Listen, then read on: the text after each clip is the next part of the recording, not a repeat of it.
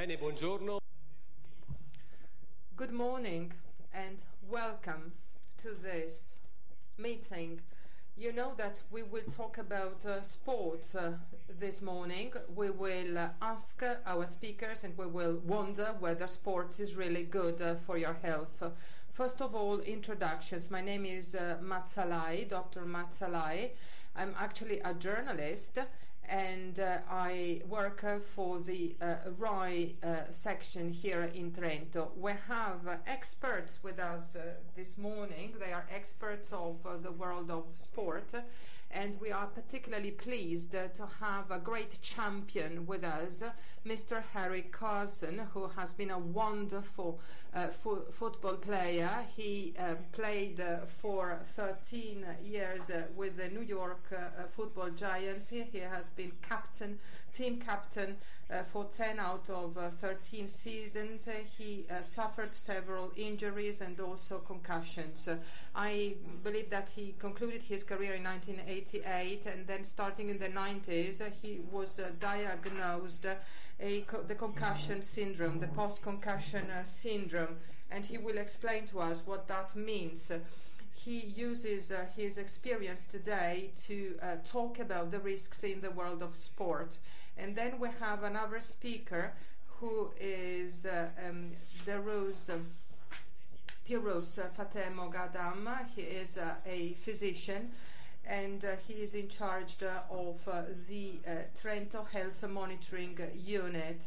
He works in the field of health and the factors that determine it, and also represents Trentino in the World Health Organization. Then we have Dr. CREPAZ, who is a surgeon specialized in sports medicine. He's also an expert of physical therapy and rehabilitation and physiatrist and a professor.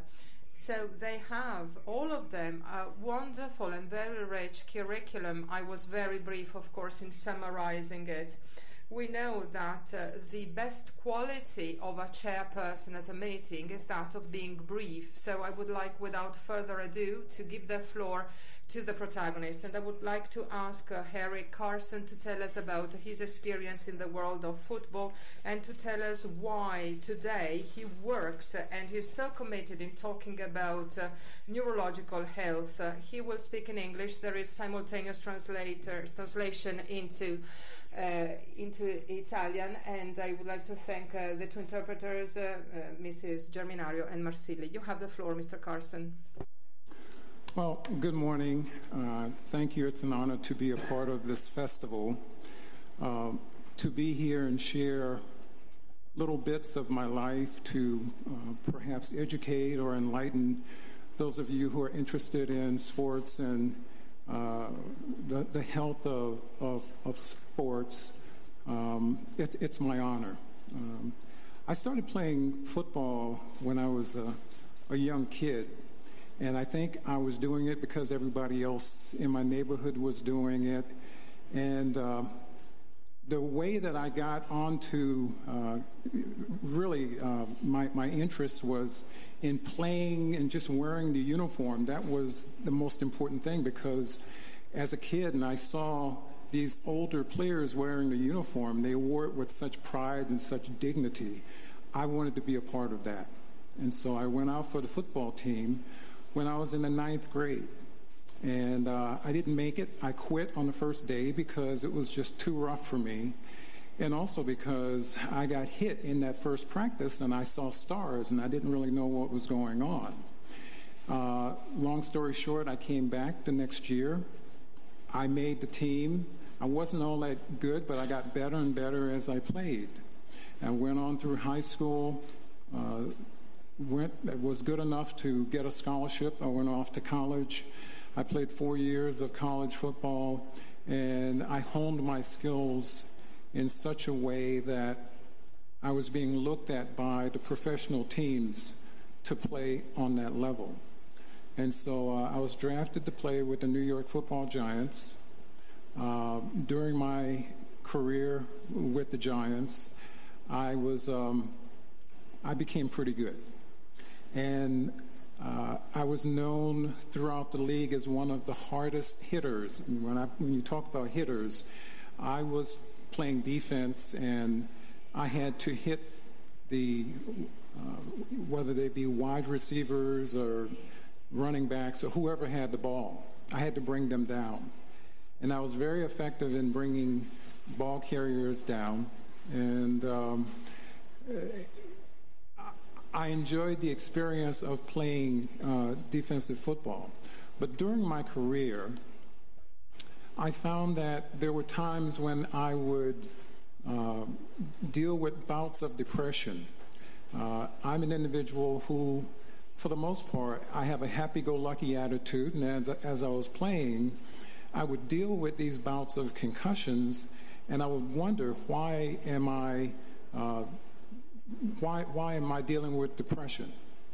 And come to find out that the bouts of depression were brought on by the concussions that I had sustained. There were times when I would be talking to the media, and as captain of the team, I had to talk about what was going on with the team, and I found myself using fillers like, you know, and I'm thinking of what I wanted to say, and I couldn't really figure out exactly what words I wanted to use to complete my thoughts. And so I dealt with that privately, and 2 years after I left football in 1988, I retired in 1990, I went to my doctor just to get a yearly physical. And he said, well, everything is fine. He said, is there anything else bothering you?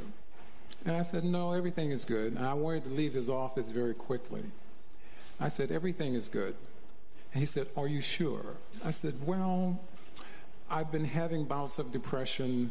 I was dealing with memory loss and so forth, and all of these other symptoms that I brought up to him. And so he referred me to a specialist. I went through 2 days of testing, and at the end, I was diagnosed with a mild post-concussion syndrome. And as a result of that diagnosis, it was determined that it was due to the hits that I took and gave while I was playing football, not just in the National Football League or professionally, but playing college ball, playing high school ball. It was the cumulative effects of concussions over the years that had started to take its toll. And so I was diagnosed with that condition, which for me, I was very fortunate because I knew what I was dealing with, and I knew the issues that I was dealing with. And I asked the doctor before I left his office, will I live? Because I thought I had a brain tumor, you know, to be dealing with the issues that I was dealing with.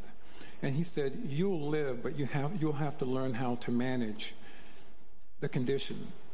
And so over the years, it's been since 1990, so it's been about 27 years now, I've dealt with the effects of post-concussion syndrome. But I've watched as other players who have played, whether it be professionally, college ball, high school, or even young people who play, who sustain concussions, what they're dealing with from a neurological standpoint. There have been some players who have gone so far as to take their own lives because they did not know what they were dealing with. I'm very fortunate in that I've always known for 27 years what I've dealt with, and I know what triggers migraine headaches that I might be dealing with, and any other issues that I might be dealing with. And so for me, it's important that I do the right things to manage my own health. One is I exercise. I make sure that I do a lot of cardiovascular exercise to get blood streaming to my brain and throughout my body. I try to eat right. And I try not to allow anything to bother me, I just sort of let it roll off my back. And so I don't deal with a lot of stress, except for when I'm dealing with my wife. So, I don't know about here in Italy and other places around the world, but the issue of traumatic brain injury and concussions in sports is now a very hot-button topic in the United States, because when you see certain high-profile athletes acknowledge that they're having now neurological issues after they've retired. If you look at young people who sustained concussions during their athletic career, and now when their careers are over, they're afraid of what might happen to them down the line. When you look at the older players who have played, and now they're dealing with the effects of dementia and Alzheimer's, and a lot of people don't make the connection, but I've made the connection that I think there's a correlation between those coaches or players who played 20, 30, 40, even 50 years ago, who are now dealing with the residual effects of traumatic brain injury that they sustained when they were competing. And this is something that I think about often when I talk to some of my old coaches who are now dealing with dementia. I wonder, did they know what they were doing when they were playing? So this is an issue that I think in the United States, a lot of people don't really want to, some people want to acknowledge and others don't, because they love their sports in the United States. They love football. They love hockey. They love mixed martial arts fighting. They love boxing. All of those sports are sports that are contact sports. And when you sustain a head injury, you don't know how that's going to manifest itself down the line. And so I've been an individual who I look at my playing days and I don't see myself as being any different from any other player who has played. And when I started playing, I recognized that you could get hurt physically. I recognized that. You know, I saw people being taken off the field on stretchers, and I assumed that risk. But no one told me about the neurological risk that you put yourself at, that you expose yourself to in playing a contact sport. And so that's why I've been talking for more than 25 years about the issue of traumatic brain injury and concussions, because no one shared that information with me.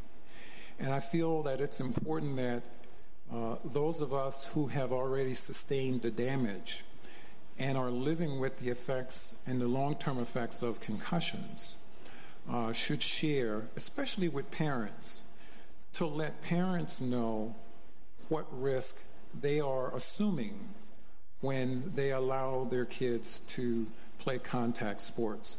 Sports is good. Certain sports. Contact sports is not a good proposition for kids who are developing and their brains are developing. Now, if someone wants to play when they are older, I have no problem with it, as long as they know the risk that they are assuming in playing a contact sport. So whether it be football, lacrosse, ice hockey, even NASCAR racing. Dale Earnhardt Jr., who was a famous racer now, he's the son of Dale Earnhardt. He was in an accident in 2012. And then he was in another accident last year. And he sustained a traumatic brain injury. And now he's retiring from the sport because he's having neurological issues. So you have more and more players who are opting to donate their brains to science to find a cure for the traumatic brain injury. But the reality is, you can look at the equipment that players use, and you look at the football helmet or the helmet of a race car driver. The helmet protects the skull. It does not protect the brain. There is no way that you can protect a brain when you're dealing with a contact sport. So there are a lot of people who don't want their sports tampered with, especially football. But I think that the message should go out to any parent who allows his or her kid to play contact sport, the neurological risks.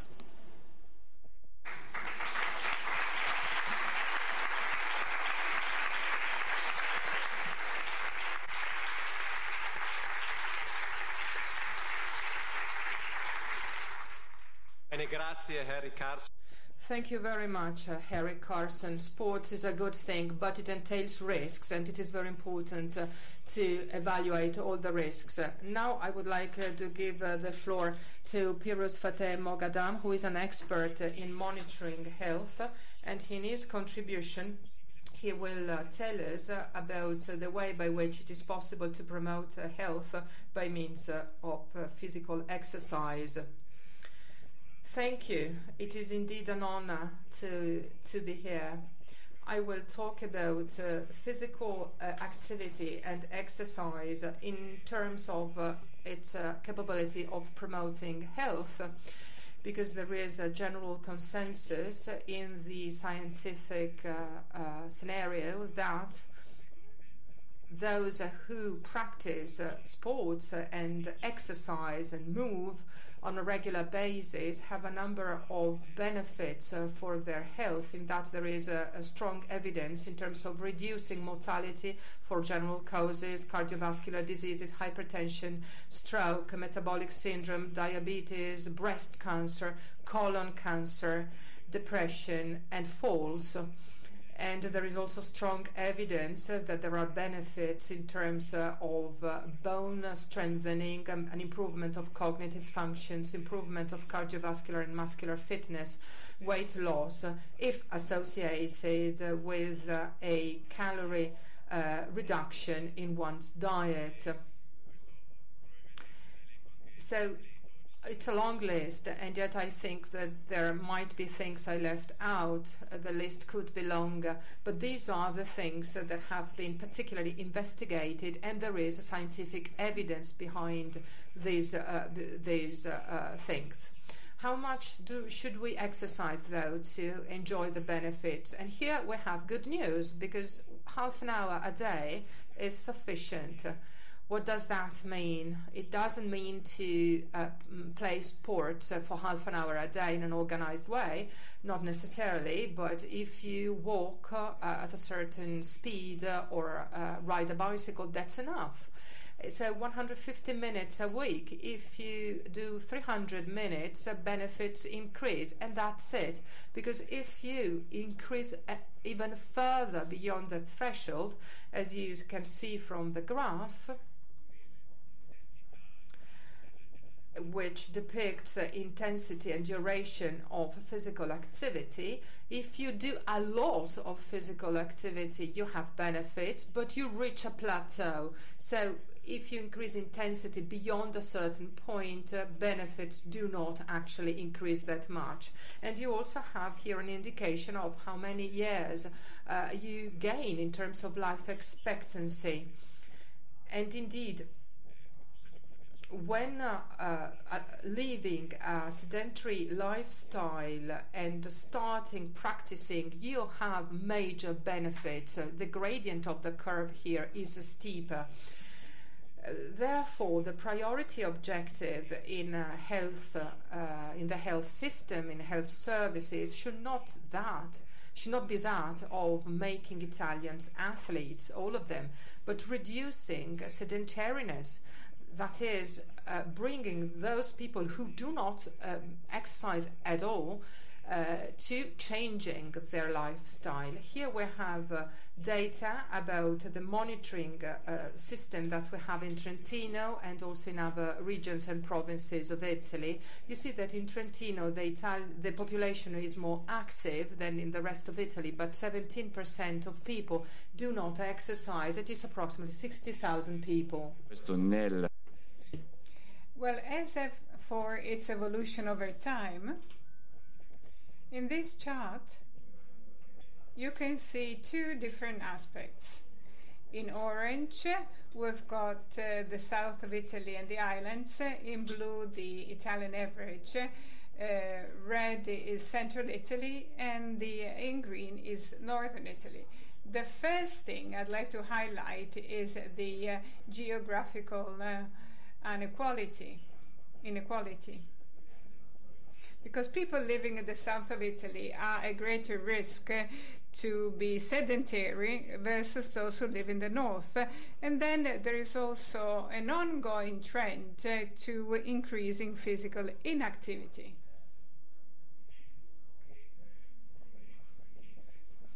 And that's a problem, because not only is a physical exercise good for you, but it's actually the opposite, namely physical inactivity is harmful for you. So physical inactivity is considered to be a risk factor, just like cigarette smoking. It is bad not just for health, but also for the economy. This is a recent paper published on Lancet, whereby for 2013, then direct and indirect healthcare costs amounted to $1.4 billion as a result of the Italian population being increasingly sedentary. And there is also then social inequality even beyond than other inequalities, because as you can see,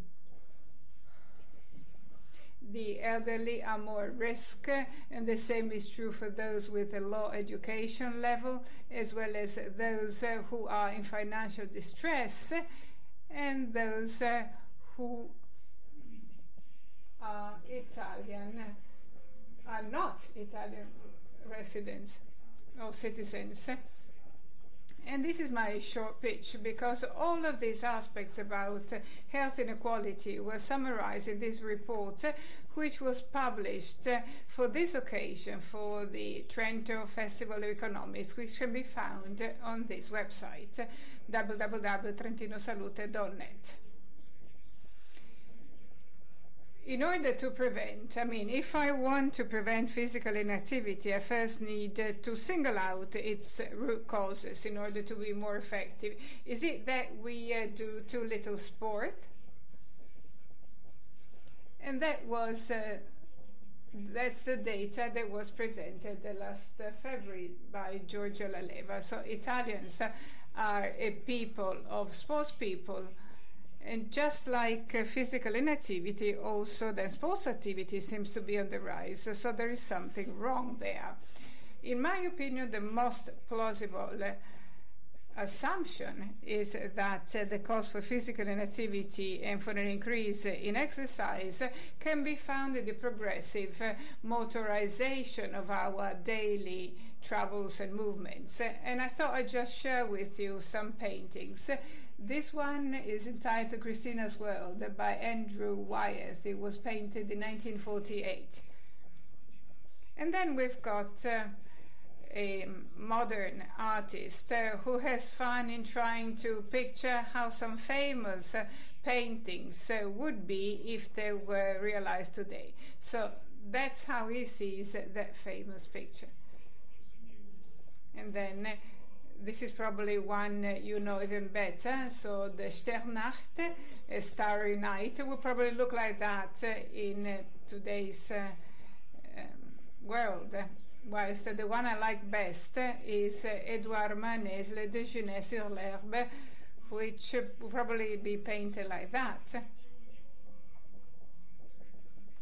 These are not just impressions or aspects of the American way of life. I think there is also more robust then information.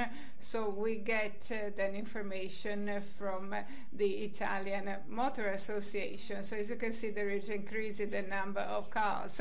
I mean, we're not surprised to see that it first started in the 50s, but the amazing thing that it keeps going up even in present day. And this has a number of consequences, not just for our physical inactivity, but also for an equally important factor, namely global warming, because the transportation industry contributes by at least a fourth of the CO2 global emissions, and automotive traffic is indeed one of the main causes. Why is it so? Well, I mean, since Manet painted his picture up to date, then CO2 emissions have massively increased, thereby causing all the problems we're familiar with in terms of climate change. Physical activity and environmental pollution are two sets of problems, but there might be a single solution addressing them both, which looks more promising on paper and which we'd like to support, namely the increase in active travel,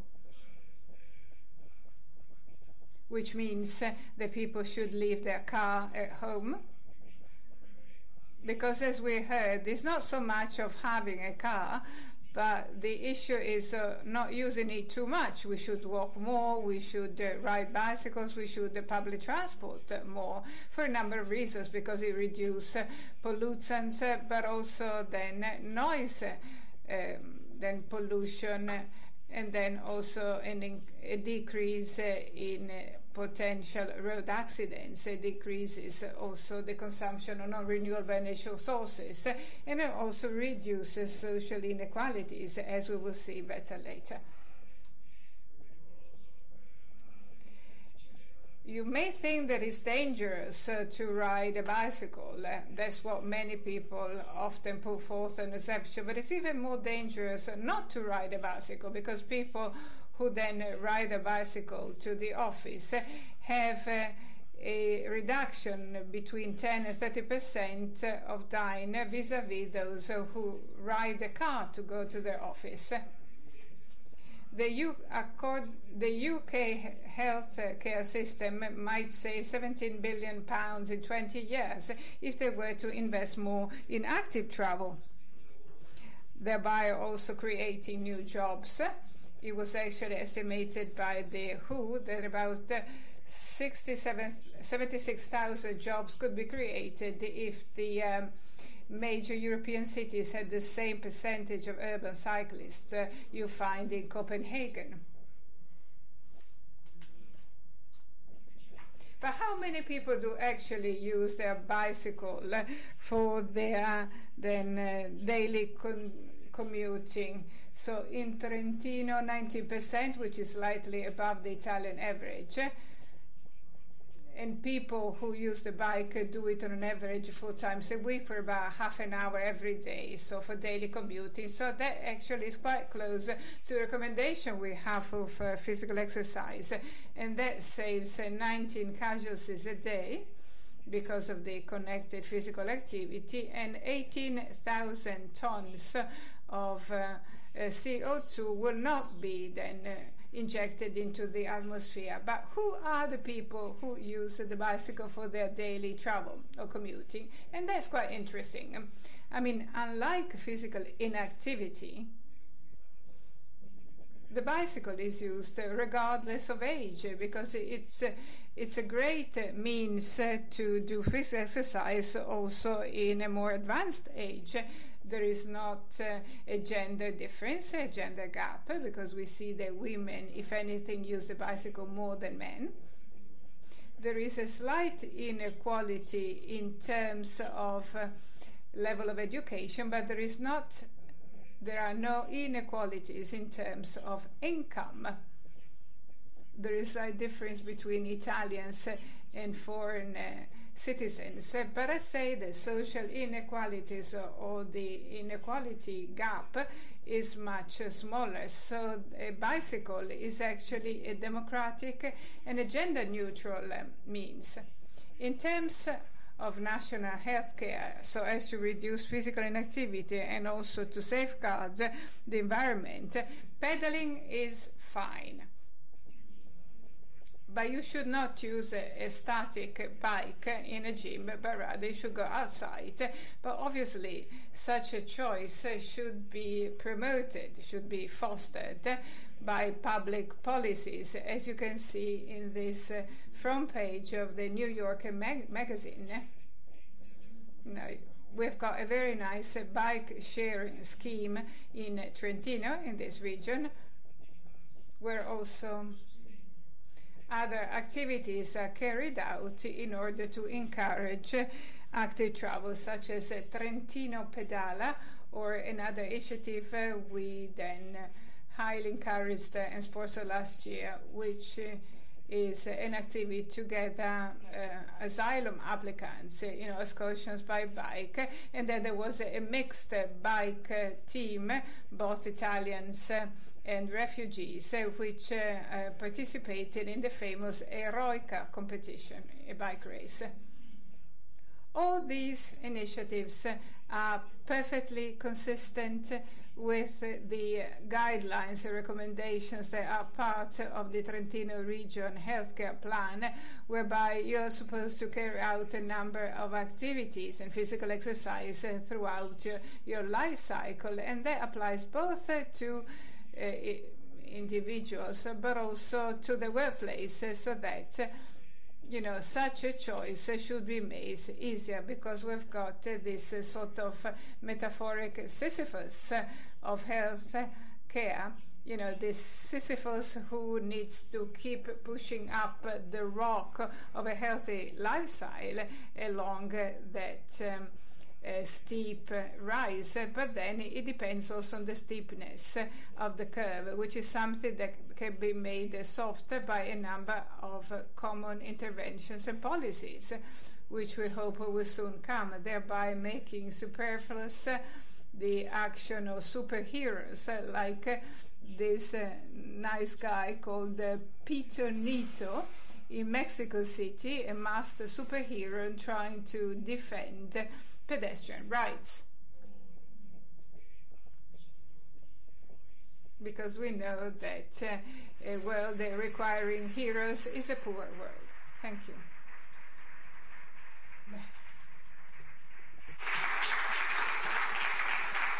Bene, grazie a Pyrrhus FATEH.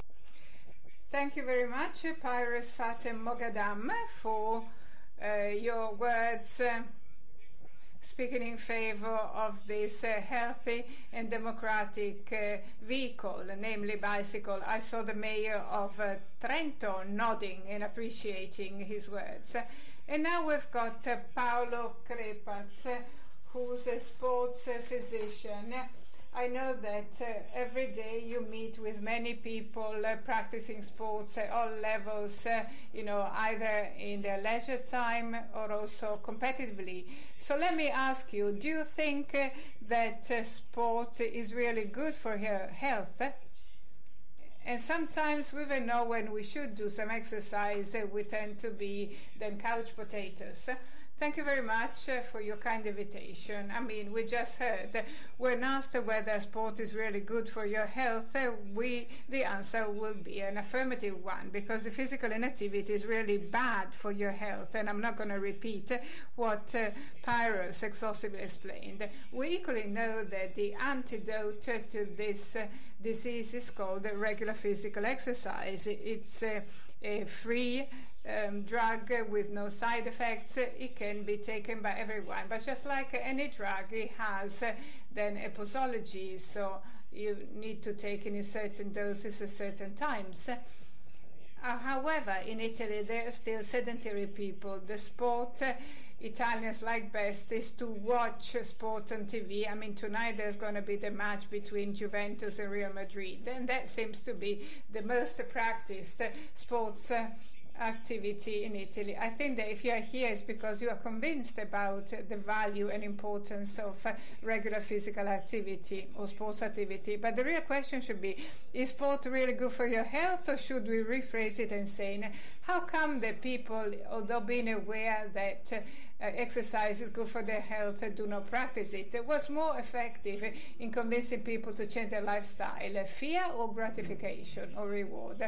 When someone goes out to a tobacconist with a package of cigarettes, they will find a terrible writing, a label saying smoking will kill you. However, I've not seen anyone who, after reading that label, took the package back to the tobacconist and said, I'm sorry, I wasn't aware they could do that. Can I have my money back? So evidently knowledge is not enough. Is there an effective way to change people's lifestyle? Is it fear, terrorism, or reward? Some people speak in favor of the fun theory. People's virtuous behaviors may be evoked using rewarding and fun stimuli. Let me show you one video.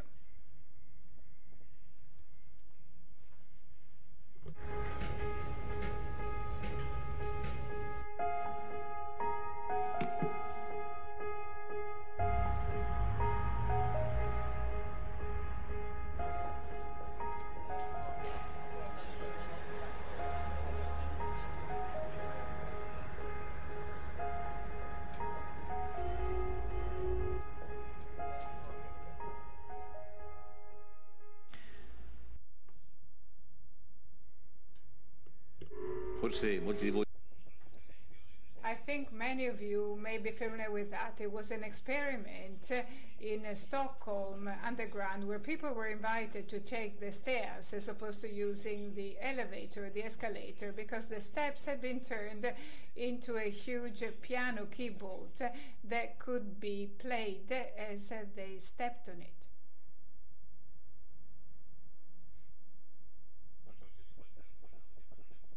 Could you please turn the volume up?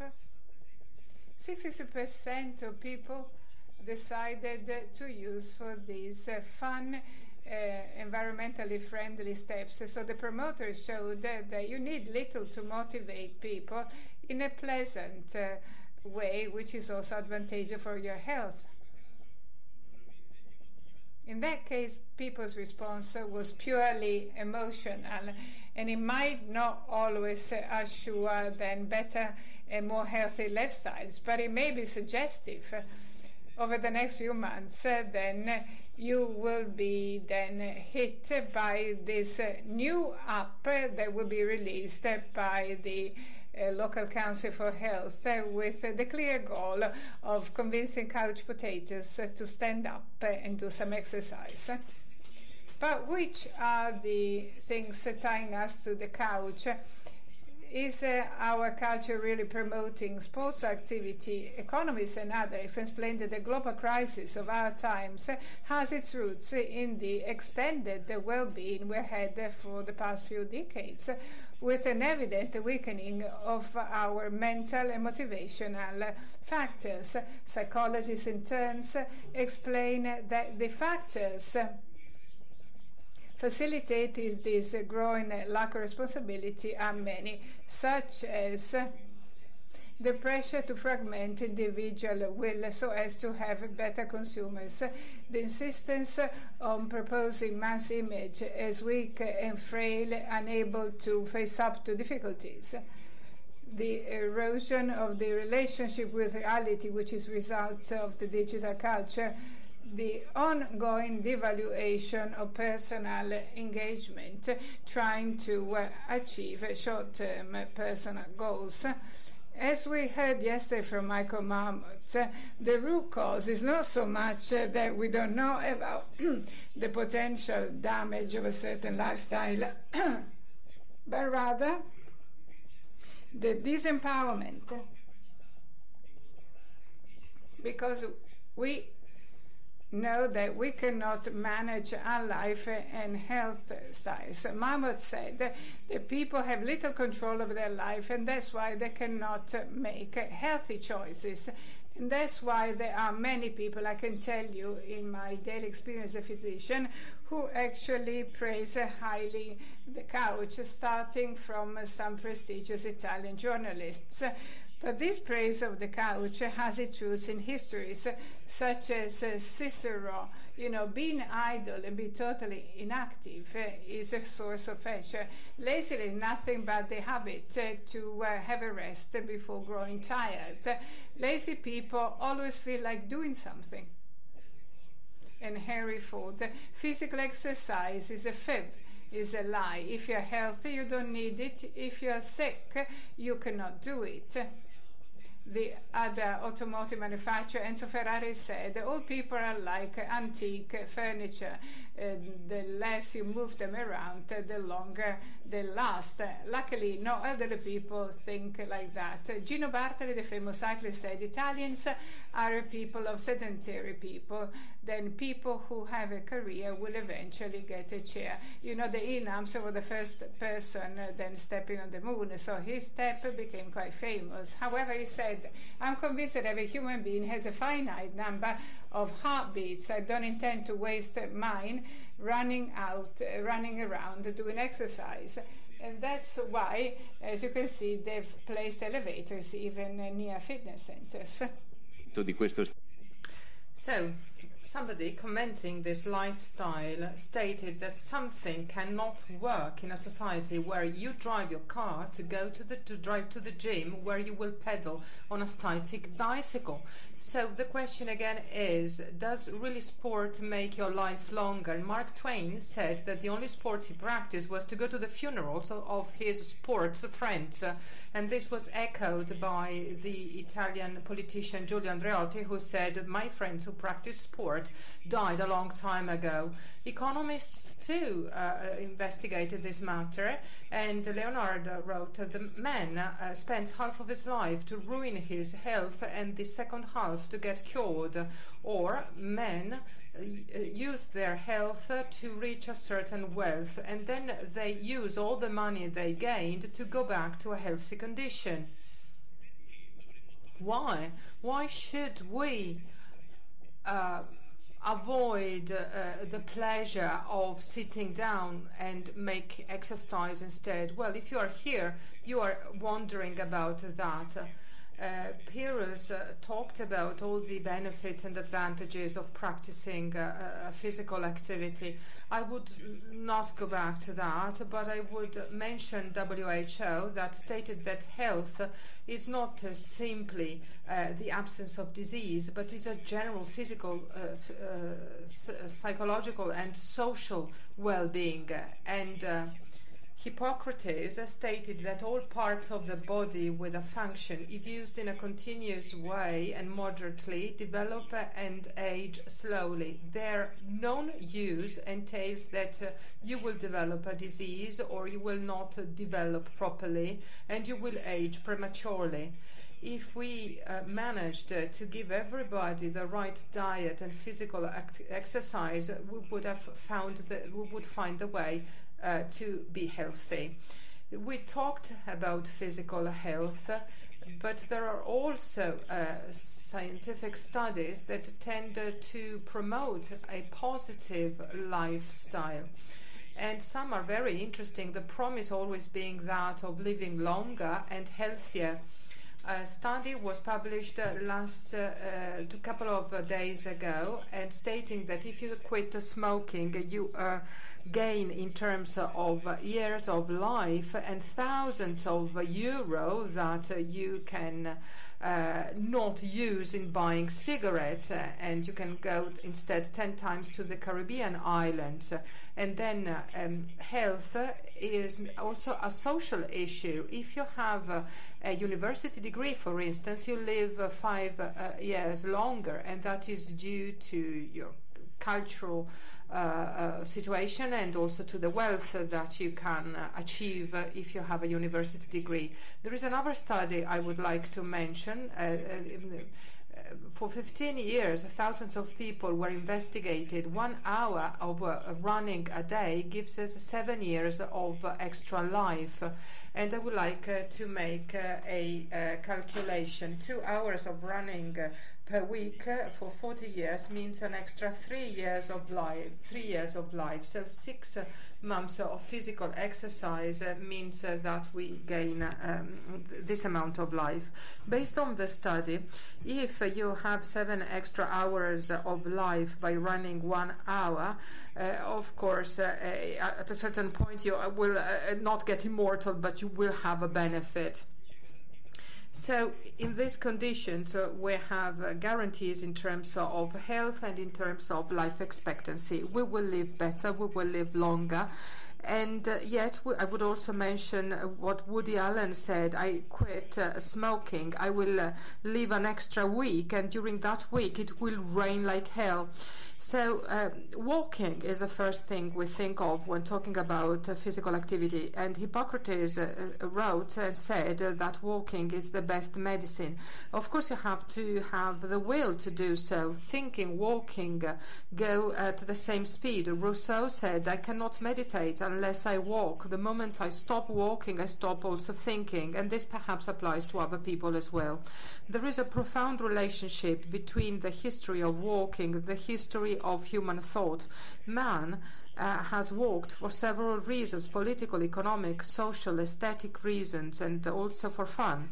Think of the exodus of the Jews, or think of the pilgrimage of Santiago, the way of St. James. Think of the long march by Mao Zedong. Think of Che Guevara. Think of Armstrong on the moon, and the 100 steps between the house of Peppino Impastato and the mafia boss that lived nearby. So walking also means fleeing from something, from someone. Eskimos maintain that you can stop getting hungry, not hungry, but angry, if you walk long enough, and we could perhaps try that. Walking comes from Africa. It is the outcome of evolution, and it has a widespread everywhere. It is the art of looking for something, or looking for someone, looking for ourselves. Pilgrimage is a special form of walking. It means looking for something which is intangible. Walking helps us understanding who we are. A proverb by Native Americans states that you have to walk 2 moons in your neighbor's shoes before being able to judge your neighbor. And sometimes people say that if you look at people who walk, you can judge what they are. Those who have an ideal work on their tiptoes, and those who are pessimist and too down to earth work on their heels. I will speed even further, even though I know that I'm creating trouble for interpreters.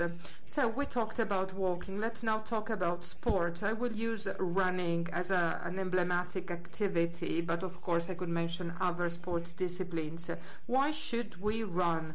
Well, Snoopy tells us running is very healthy, it's good for your body, and is very good also for the earth, because the earth and the soil will feel useful if you run on them. And then Confucius said, when I run, all my thoughts fly away, and I can overcome myself, and that means being strong. Those who do marathons, of course, are many on our planet. If you want to live, you have to walk. If you want to live long, you have to run. In the 70s, in the 80s, running and also cross-country skiing or riding have widespread sports, and this has become a mass phenomenon. And yet also a number of questions arose, and one of the questions is, why should I run? Why, after finishing my day at work, should I go running? Or why should I get up early, 5 o'clock in the morning, and run? I did it a fortnight ago, and we run the breakfast run at 5 o'clock in the morning. Why do we do that? Well, we have to find the reason in ourselves. An African proverb says that if there is a will, there is a way. If you don't want something, you will find an excuse. So we all have our own excuses and we all have our motivations. We have to work on that. And then sportsman Zanardi said, life is like coffee. You can put as much sugar as you want in your coffee, but if you want your coffee to be sweet, you have also to stir it. If you simply keep still, you will not have anything out of life. And Ruskin said the best acknowledgement after doing something is what you have become thanks to the efforts that you made. And a very special motivation is that drives people aged over 50 to become obsessed with the need to practice in the morning or in the evening. They go running, they ride a bike. We are members of a tribe of the middle-aged men in Lycra that you see there. Why? Because this sports equipment is fundamental for this experience. So we are the mammals.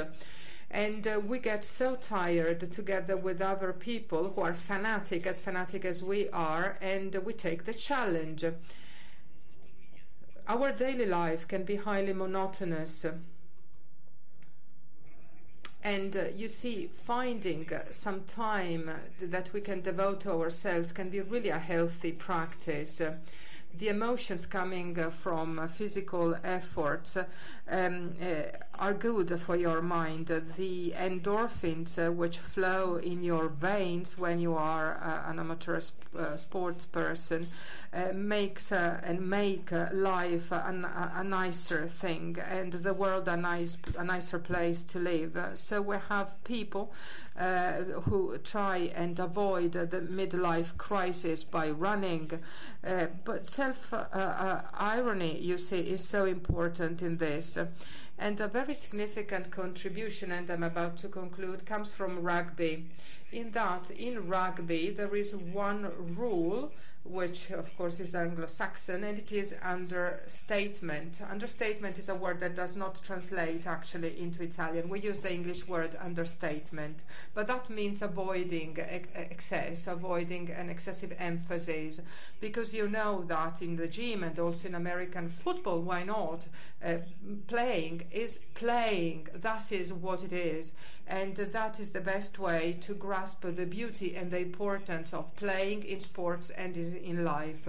The rugby Italian players Bergamasco said life is more than playing, and playing is a nice way to try and live better and learn how to live. And then Marco Olmo from Ultra Trail said, when racing and running, those who rank last are as good as those who were among the first to reach the finish line, and they take extra hours to get to the finish line, and they manage to get to the end even though they know that they will never get a medal for that, so they are even better.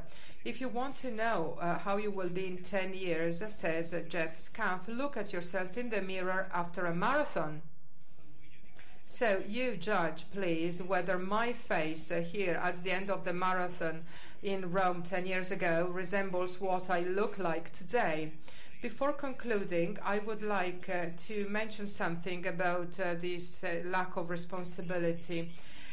Do you become a champion, or are you born a champion? Is it sufficient to make an effort to become excellent? What does it mean to be talented?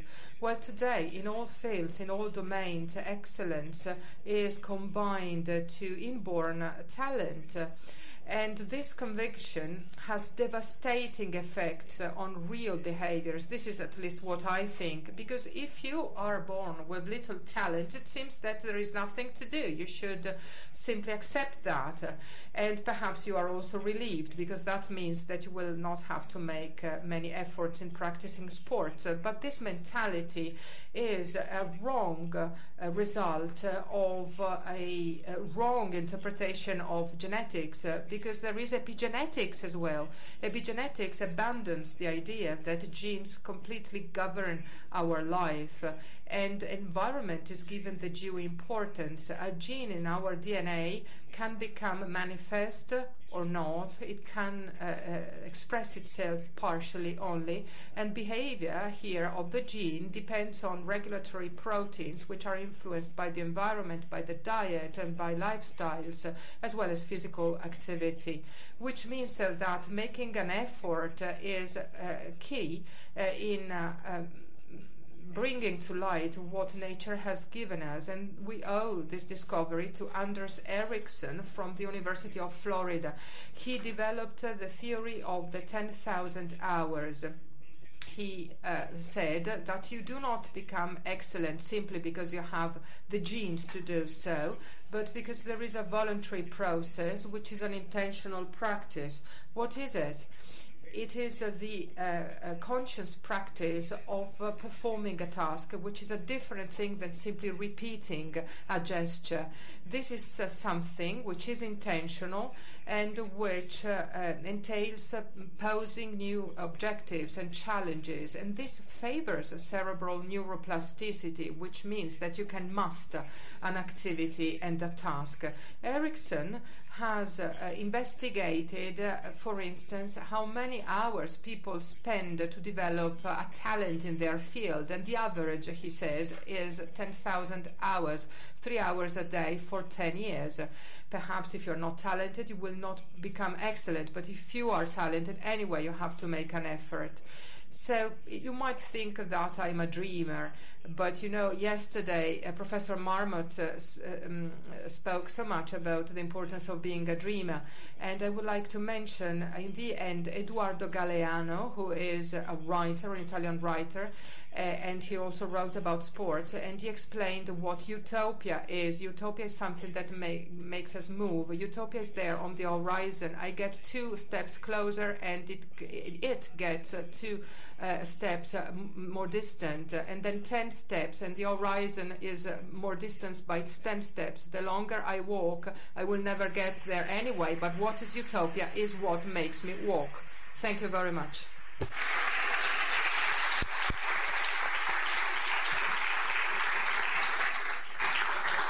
Paolo CREPAZ ci ha fatto Paolo CREPAZ made us feel like going home wearing some lycra equipment and garments and start walking and running. Thank you so much. We have 15 minutes left, so I would say that we can accept questions from the audience. If you have questions to our speakers, this is the right moment to ask them. Kindly use a microphone for the purpose of translation. So we have the first question. Good morning. My name is Stefan. I have a question for Mr. CARSON. Since you are a great former sports champion, and now you are trying to disseminate the thoughts you have developed in your activity, since you know there is a relationship between the traumatic injuries in contact sports with our injury, in light of what you know now, if you were to go back, would you do exactly the same, considering all the substantial economic benefits? Or instead, would you then practice your sport in a different way, or perhaps do something else altogether? Many people have asked me that question, but I came to this conclusion myself. Given what I know now, if I had to do it all over again, I would not have done it. Because, as I said earlier, I understood the physical risks that I was putting myself into, and I assumed that risk. I knew I could hurt my knee, I knew I could hurt my shoulder, I knew I could hurt my back, I knew I could possibly be paralyzed playing the sport because I'd seen it. But I assumed those risks. No one told me about the neurological risks. And so, as a result of that, knowing what I know my knee can be replaced if I hurt my knee. My shoulder, my hip, those joints can be replaced. You cannot replace your brain. You've only got one. And once your brain is damaged, there is no telling or understanding of what is going to happen to you once your brain is damaged. So I'm not a doctor. I got a degree in education, and while I was certified to teach, I went into sports. I went into football. But I've used my degree as an educator to share what I've dealt with as an athlete to those who really are wanting the information. I know there are some people who I can say it until I'm blue in the face, and they don't care. They want their kids to play football, or they want to play football because they look at the monetary rewards of playing the game. But what good are the monetary rewards if you're dealing with traumatic brain injury and you can't enjoy living life because you're dealing with these issues? So I'm a little different than most other players. I mean, there are players who I played with who are football players, and they would say emphatically, I would do it all over again in a heartbeat. For me, I just sort of happened into football. I started playing football because of girls, just wearing the uniform. It was like a chick magnet, But there's a risk that comes with playing the game, and that neurological risk is one that, given what I know now, I would not have done it. In my family, I'm the tyrant, and I don't care. But my grandson is never going to play the game of football because I value him so much, and I know that the neurological risk is too great. And so I've made that decision that my grandson is not going to play. He knows he's not going to play.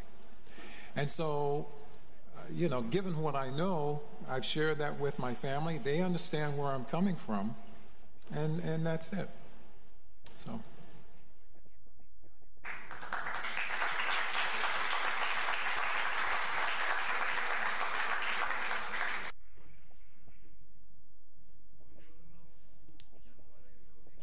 Good afternoon. My name is Valerio Vecchiarelli. Professionally, I have been following the high-level sports such as Olympics in the field. And sometimes I was faced with a weird situation. Before the final of 10,000 meter, the Olympics, I was in the courtroom and I saw that more than 10 athletes were presenting then a medical certificate because they were using Ventolin, a drug against asthma. I played rugby for many years, and I saw that in the recent years, in rugby, a very stringent protocol was adopted for people who have a head injury, and so they need immediately to go back to the changing rooms to be examined as if they continue playing. Hence my question, do you think the high-level performance sport is good for you? I'm addressing you physicians. If a parent were to come to you to say, I'm the father of a boy who could make a living out of it, becoming a professional player or athlete, go to the Olympics, what would you do? Would you then advise them to follow their career? I think that question is addressed to Paolo CREPAZ, who's a sports doctor, because I suppose he often deals with similar questions. I started working as a sports doctor with Francesco Mosere, the cyclist, and then Antonella Belluti, Fondia. For 20 years, I worked with the Italian kayak team. I'm telling you because I've got a direct knowledge about performance or high-performance sports. In the abstract of this session, mention is made of limits. Performance sports does entail risks, as you pointed out, and as Harry CARSON pointed out. For these limits, it's important to abide by certain rules, which may help us, first of all, to survive, and second off, to make sport a more positive environment? You're aware of the limits. I mean, first you've got physical, and then you need to have field support, then also first aid expertise, but you also need to abide by the rules. You need to follow a coaching program depending on the athlete's age and fitness. I mean, for children, you don't do exactly through the same coaching sessions as you would for a grown-up, because a child's characteristics are totally different. Among the rules I consider for sport to be conducive to health is obviously doping prevention. Doping is a legal, forensic, economic problem, and I think it's mainly about respecting your opponent. It originates from someone feeling unable to compete with the opponent with the same rules. Why is it so? Well, they're affected by many factors. They're also pressurized by media or even by the authorities, whereby people who are weaker fall prey to these temptations. In cycling, there is a widespread use of respiratory drugs.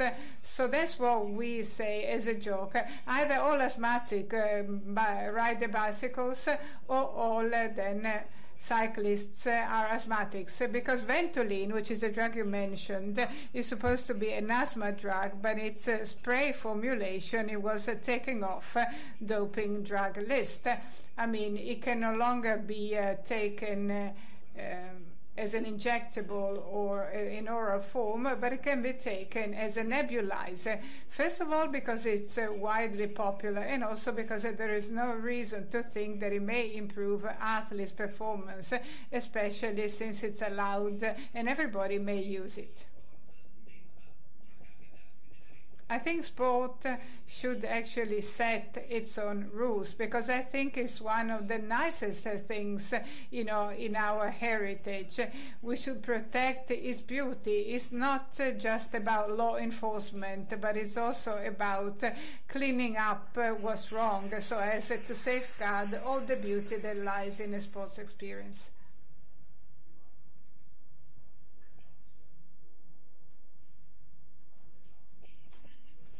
Good afternoon. We just heard about the big difference between physical activity in northern Italy and southern Italy. So I was wondering about the main causes that may be identified. Is it about culture? Is it about the lack of infrastructure, such as bicycle lanes in north and south of Italy? So in these terms, when we talk about inequality in terms of the supply of health services, I think you've just zeroed in on the topic of this festival, namely the inequality in health. Can we talk about social inequalities or differences in the ability to practice sports, which, as we heard, is so important for us to remain healthy and also economically valuable? Pyros Fateh will answer this question. Thank you very much for your question.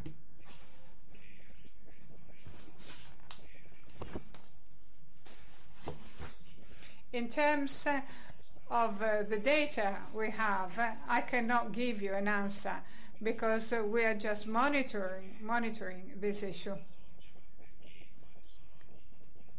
But I suppose everybody will be wondering about the reasons, but we cannot find an answer in the data, or if we can, it's only up to a point.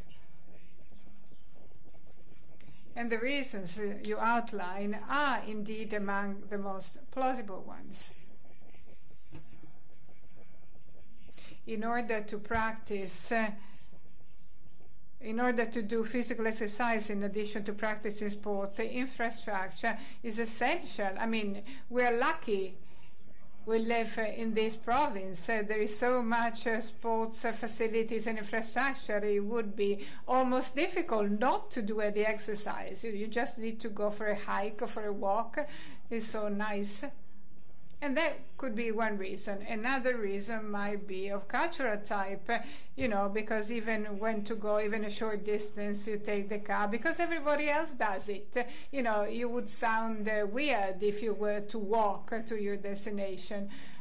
Together with some colleagues of mine, we work on the 8th floor. We tend to climb the stairs, and many people look at us as if we were a bit weird. Why don't you take the lift? Or sometimes when you ride a bicycle when it's raining, people think that you are a bit obsessed, and that it's a bit of a cultural issue that needs to be overcome, because as we've seen in other countries where there is a greater rainfall, you're not strange if you decide to walk or to ride your bicycle even if it's raining. Talking about sports, there is also a socio-economic aspect to it. People in financial distress, as we've seen, are more at risk for physical inactivity. And that is also related to the fact that you need to spend money to do some sports. And there, I think the public policy should be more supportive. And if I may, I'd like to add one final comment. In terms of safety of physical exercise. As you know, in Italy you need a medical certificate to practice a sport, ECG, and the number of blood tests. And this obligation has been extended also to non-competitive activities. And I must say that there has been scientific evidence of it being effective, but it's once again about equality, because these tests are expensive.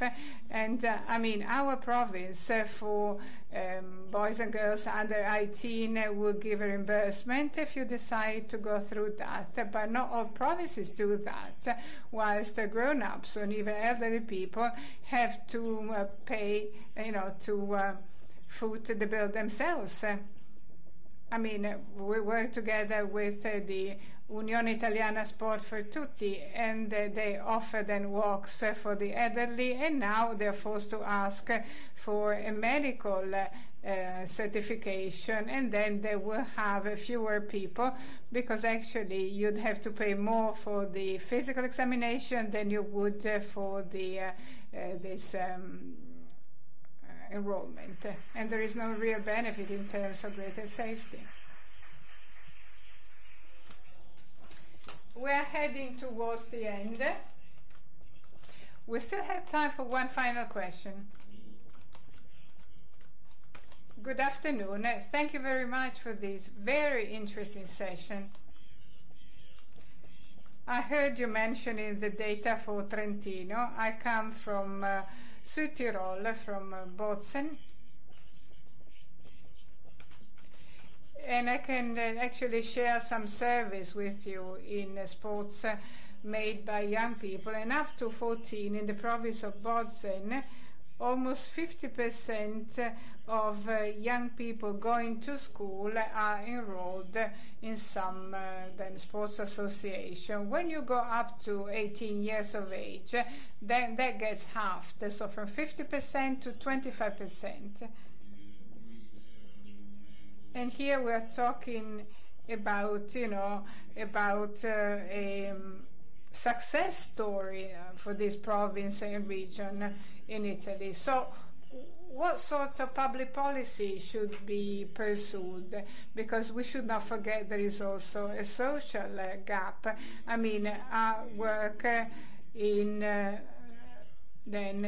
vocational training, and less than 20% of our students practice expert, whilst if you go to a high school you find higher percentages. So what sort of active public policies should we envisage? Because we should take a direct, more aggressive approach, and then we should turn it into a best practice to disseminate. To Harry Carson, who I'd like to thank for his comments, a question. Since you are here to, as a testimonial, which tools, instruments, rules would you recommend? What do you think should be then necessarily enforced by either the state or institutions so as to prevent that there's a huge business behind high-level performance sports will in any case ensure the athlete's health? Thank you for your questions. We only have very few minutes left, so we'll have a very short answer from Harry. Thank you. Get the bulk of that question. Could you rephrase it for me, please?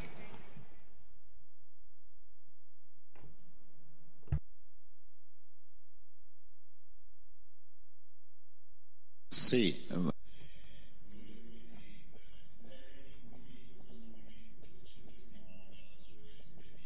You're here to bear witness to your past experience.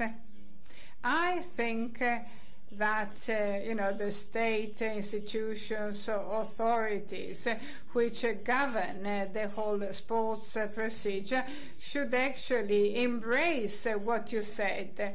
So as a suggestion, what sort of rules and policies would ensure a better health for professional athletes so as to prevent, someone like you then suffering permanent damage? I think that anyone who wants to play the sport should be able to play the sport in the manner in which they'd like to play the sport. But they should be advised beforehand of the risks. And I think that when you're looking at a young person, understand that their brain development is not fully completed until they are between the ages of 20 and 25. Any damage that they sustained, that damage they will probably take with them for the rest of their lives. I've seen this personally in the United States, where I've been a very strong advocate of alerting people of traumatic brain injury. I see a lot of TBI, or traumatic brain injury, in athletes who have played contact sports, but I've also seen quite a bit in those in the military who have been subjected to bomb blasts and so forth. So in terms of protecting people, when you look at a cigarette carton and it tells you that you could develop cancer if you smoke, I think the same thing should be done in regards to sports. Parents should, when they sign a consent form to allow their kid to play, they should be warned that their child could possibly sustain some kind of traumatic brain injury, so that they know ahead of time, and if they want to go ahead and proceed in doing so, then fine. But again, I feel that every parent should understand exactly what they're signing their kids up for. And so that is one of the reasons why I've been really an outspoken advocate in regards to this issue. People within the National Football League don't necessarily like me talking about this because their main appeal is to young people and to parents, and they want parents to feel free and about allowing their kids to play. But there is a risk that is there. So I don't think the government can do much. I think that it's about the parents making a decision as to whether they will want their child to play football or any other contact sport where you might sustain some kind of traumatic brain injury.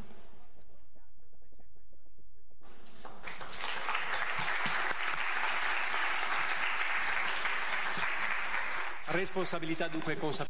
So responsibility and being aware of things. If I understood well, the point now is what can we do to improve sports practice also in areas such as Trentino and South Tyrol, these two provinces here, where sports is well nurtured. Well, perhaps Dr. CREPAZ might comment on that, but I think that really we should focus on the problem of people not practicing sport. It might be that Paolo and I disagree on that, but you see, my position is the following. Much has to do with not only sports, but agonistic sports, professional sports. This has a number of consequences, and there are other aspects that pertain to the health sector, of course, but what I think is that from the viewpoint of health itself, purely, per se, perhaps sports is not that good, because it has to select talent. It's not so that everybody can continue practicing sports, playing in teams. It is impossible to have an organization that can include everybody. It is those who are better who will find a place. And we all want to see athletes play and compete, but it is the talented ones that we see. So it is obvious that people will not all become athletes, and so they leave sports. The point is also trying to help people who stop practicing sport continue practicing a physical activity in their daily life. I think that sports organizations, associations have a major role to play here, so that people continue practicing sports, and they also have a lot to do in terms of educating their athletes